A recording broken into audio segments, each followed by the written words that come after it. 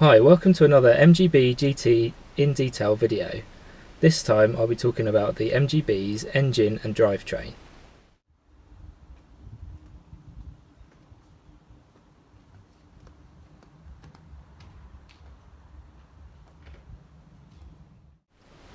The BMC B-Series engine, which is used in the MGB, has a lineage that dates back as far as the Austin A40 Cambridge in 1.2 form.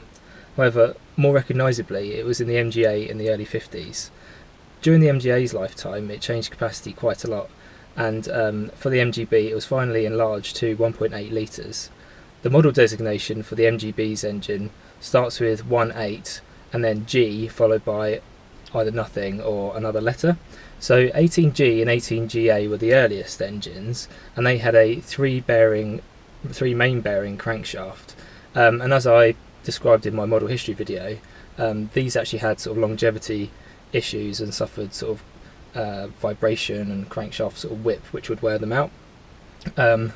So the later engine, the 18GB onwards, they all had 5 main bearings, and this did cure the reliability issues somewhat, and it kind of eliminated that problem from the early ones.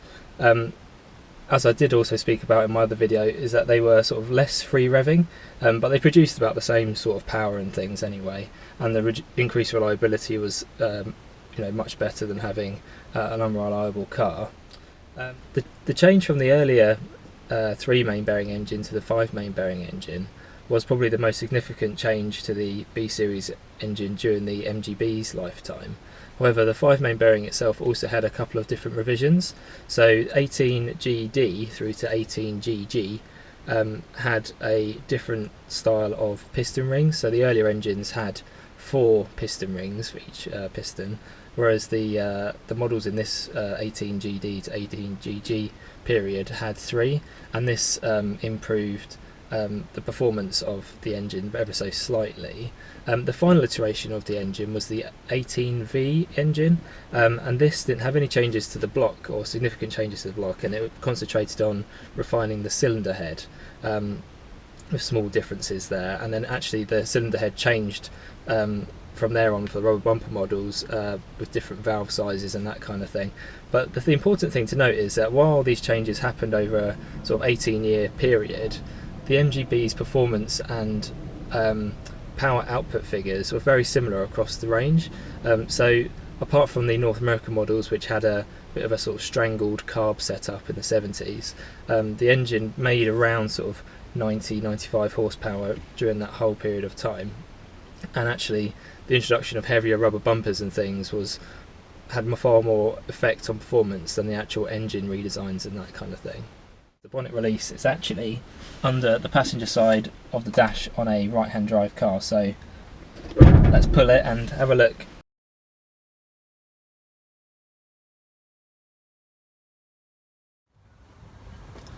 So here is the MGB B-Series engine, and one of the things you notice straight away about this engine compared to modern ones is the way that the cylinder head is a lot different to modern cars. Modern cars tend to have a cross-flow cylinder head, which means the gases cross over the cylinder head by going through the intake manifold and then out through an exhaust manifold. But the MGB actually shares its intake and exhaust manifolds on the same side of the engine. Now this is actually a compromise system because you end up with Siamese ports, so the middle exhaust port, for example, 2 cylinders have to come out of the same port, and likewise the intake, you only have 2 sort of ports for the intake, so the 2 ports each feed 2 cylinders there. But that does mean that this engine is actually quite easy to work on. So on one side you've got all your carburation and exhaust, and on the other side you've got all of your electrics. So you've got your distributor down there, and the coil and all the spark plugs and everything, whereas on this side you've got your carburetor, although this one isn't the standard carburetor, and your exhaust and everything. So carburettors, most MGBs came with twin SUs, apart from North American MGBs, which came with a single Stromberg carburetor in the 70s, but mine's been changed to a Weber carburetor, which is considered a competition carburetor by a lot of people, but doesn't actually make a lot of difference on the road. So SU carburettors then, there were actually a couple of different types of SUs. So there was the earlier ones, the HS4s. I don't know what the HS stands for, but these kind of had float bowls attached to the side of them, whereas the later HIF SU carbs, HIF standing for horizontal integral float, they actually had the float bowls integrated into the body of the carburetor. They both do the same thing, and there's no difference in performance between them. Maybe the HIF are more reliable, but I've got no experience of that. The same goes for distributor really. So there are a couple of different types of distributor, the 25D and the 45D, I believe. I've got electronic ignition, so neither. And as I said in a previous video, I've changed this out, not because the original ones are unreliable per se, but it's more the recent availability of the condensers and points, which are sort of missing in quality and cause reliability that way. I could probably make a different video all about distributors actually, so I won't say too much on those for today. The other electronic change on my car is the alternator rather than the dynamo, because this has been converted to negative earth, this being the alternator here with a slightly weird bracket holding it in place. So yeah, negative earth car with an alternator rather than a dynamo and positive earth, which just makes the charging system more efficient. And actually you can see down here that my engine number is written, and it's an 18GB engine, which is correct for the year of the car, and signifies that this is a 5 main bearing engine, which is fitted to all MGB GTs, whereas the 3 main bearing engine was only fitted to the earlier Roadsters. After the engine, the next logical thing to talk about is the gearbox of the MGB. As I've previously stated in my model history video, there were 2 main types of gearbox. There was the 3 Synchromesh gearbox, which was found in all MGBs up to early 1967, and then there was a full Synchromesh gearbox, which came in late 1967, early 1968, and that ran to the end of production. So this car, being an early 1967 model, has the 3 synchro gearbox, and it is a tricky one to use actually. So it makes quite a lot of like whirring and whooshing noises as you're going along, and the action is quite, you have to be quite delicate with the action, because the way in which the gears are laid out, it's very difficult to select the wrong one. The thing that I select incorrectly the most probably is when going from third to second, is actually jumping the gate and actually attempting to try and put it in reverse, and you're met with kind of a terrible noise as you try and do that. So I try to avoid that as much as possible, and just have to try and think of second being kind of in the middle of the gate rather than to the left, which is where you find it on most modern cars. And being a C3 Synchromesh gearbox, changing into first gear is also a bit of a pain when you're moving, so you do have to kind of blip the throttle to change down into first if you're coming down from a higher gear, and sort of being stationary is really the best way to sort of put the car into neutral, dip the clutch, let everything settle down, then place it into first and pull away, which yeah, can be a little bit frustrating, but I like to think of it as sort of stepping back in time a little bit, and using a gearbox which is a little bit tricky, I find is actually more rewarding, makes it a more rewarding car to drive. Some people probably get fed up with it, but I just think it's part of the car's charm, and makes me remember that I'm in a car which is over 50 years old. The full Synchromesh gearbox, which you find in the MGB, is a very nice gearbox to use in comparison to the 3 Synchromesh one.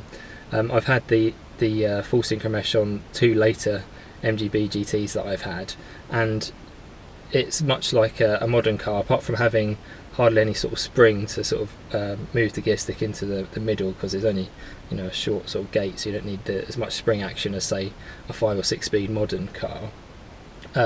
But the actual changes are very smooth in that gearbox, albeit I find the throw is a bit longer than in those ones. So where this one you kind of have small movements of the gear stick to select the gears, in the later full Synchromesh one you kind of have to, more of a rowing sort of action up and down the gate. So that's all there is to say really about the gearbox. They're very sort of beefy and often described as sort of agricultural, the same as the diff, and they rarely go wrong. You'll find things that go wrong are more likely to be the sort of speedometer drive will wear out, and things like reversing light switches and things like that will go as well. This car not having reversing lights is less of a problem. As was fitted in a lot of cars of the period the MGB was sold in, there was an option of a overdrive unit, and the overdrive unit bolts onto the back of a gearbox. And it's actually quite a complicated bit of engineering. I'm not going to attempt to explain how it works. It's got gears and clutches and all sorts of solenoids and things that go on inside there. But the easiest way to think of it is that what goes in one end of the overdrive when it's off is the same as what comes out the other end. It functions as just like a single unit, and it just spins around at the same speed that the input shaft is going in. It's the same speed as it coming out of it, the back of it.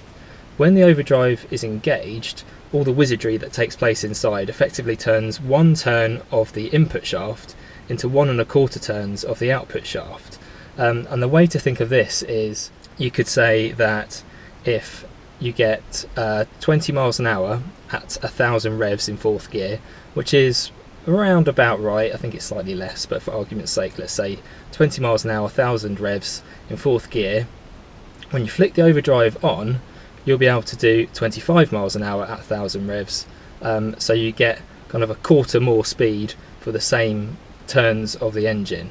So what this means is that when you're on the motorway and you're doing higher speeds, rather than being at sort of 4,000 revs and it feels like you're thrashing the engine a bit, you turn on the overdrive and it will drop down to a more sort of peaceful mid-range rev kind of count, and makes for a better sort of cruising car. What I find it most useful for, though, isn't so much sort of long distance motorway driving, because I rarely sort of do that anyway. It's more sort of B-road driving that I do around near my house, because I'm not brave enough to take it on long trips, I must admit. But it's actually good to have it in 3rd gear, because overdrive is active on 3rd and 4th in these cars, and you can kind of flick the overdrive in 3rd, and it's almost the same ratio as 4th gear. And if you're coming up to a corner or something at relatively lowish speeds, say 40, 30, whatever, you can take the overdrive off and it will sort of drop down a quarter gear, so you can go around the corner, then you can flick it back on again and it will change back up into the overdrive gear, and you kind of then don't have to mess around with the clutch and changing gear and things. It makes more for a sort of relaxed drive if you're going through sort of slower country lanes or through towns or anything like that. So it's a very handy feature to have, and if you're considering buying an MGB, then do try and find one with an overdrive, because I think they are kind of worth it in the long run, because you'll find that you'll use it more than you think you'll use it. So another note about the overdrive is that the actual switch to engage the overdrive did move around over the course of the MGB's lifespan. So in early cars, you'll find the overdrive switch just to the right of the steering wheel on the dashboard, and it's not actually a very intuitive place to have it.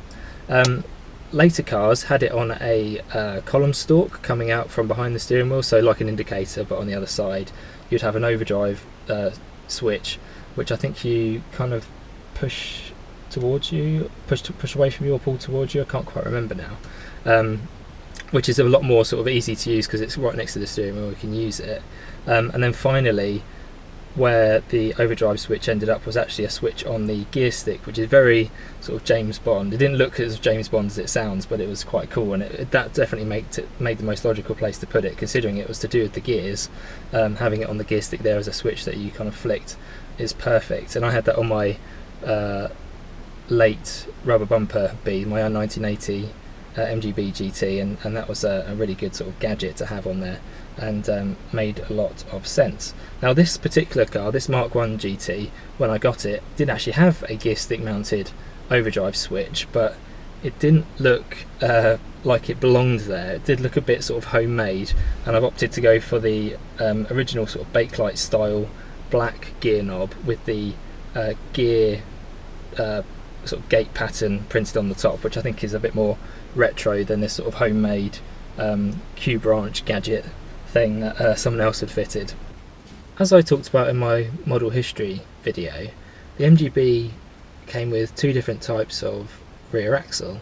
The earlier cars having a banjo rear axle, which looked a bit like a banjo, whereas all MGB GTs ended up with a tube type axle, also known as the Salisbury axle. But both of them are quite strong units, and as I mentioned with the gearbox, people refer to them as being quite agricultural. If you look at the actual size of the differential on the back, you'll see that it's actually quite substantial compared to sort of modern differentials, and this means that the differential is actually quite hard wearing. The only real thing that people complain about is where you have these fibrous thrust sort of washers that keep the gears tight in the case, and if these sort of perish and wear through, you end up with a bit of slop in the diff. I mean, the gears can wear as well if you don't change the diff oil regularly or at all or whatever, but often if you do get this sort of slop in the diff, it's often just these fibrous washers that you need to change out. Bit of an intensive job to do. People sort of overhaul the whole axle when they do it, because why wouldn't you? If you had a bit of wear, you may as well do it, the whole thing. But often you'll change those, check the gears, see if they've got any wear on them, and then put it all back together, and then it'll be like it was new. I suspect there are tractor diffs which are less hardy than what's in this car, and make for a very sort of hard wearing part of the drivetrain. The final thing to sort of talk about, I think, is the exhaust system of the car. So in this particular car, I've got the Tourist Trophy exhaust system from Moss Europe, is where I got it from.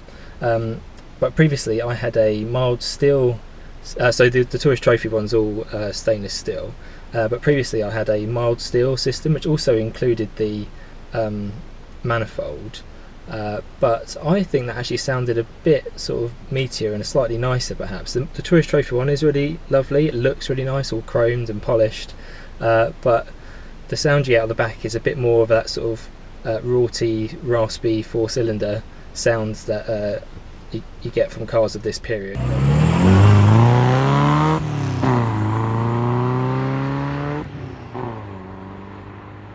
Whereas the one I had before was a bit of a sort of more bassy sort of sound, I guess. Both are sort of nice sort of sounds, I guess, for a sort of sporty 60s car, but maybe the previous one I had was slightly nicer, but that had a big split in it, so I had to get rid of it, and I do much prefer the look of the Tourist Trophy exhaust. The original car would have had a mild steel exhaust, but it was would have been of a different design, actually quite sort of pea-shootery exhaust pipe out the back, and these were okay, but I believe they had two silencers in them, and because the car was quite low, the middle silencer tended to sort of bang on bumps and that kind of thing, whereas this particular exhaust system only has a silencer at the back, which means that the pipe from the engine to the rear sort of silencer, the lowest part of the car if you will, is as low profile as it could be given its bore, by not having a back box or silencer there. So it means that if I do intend to lower this car at some point, then scraping the exhaust on the ground should be less of a problem than if I had the standard exhaust. So one of the things I will say is that I do really recommend this book. This is a book called How to Power Tune MGB 4-Cylinder Engines, and it's written by this guy called Peter Burgess. Now, Peter Burgess is widely regarded as one of the sort of B-series engine gurus, especially known for his cylinder heads.